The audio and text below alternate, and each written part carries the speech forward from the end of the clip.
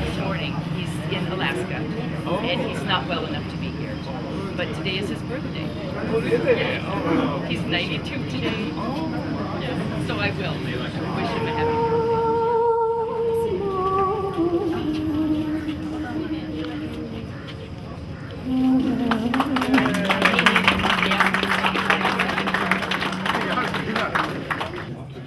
It was just after monsoon season, so the rivers were very high. My father, so they again have their names.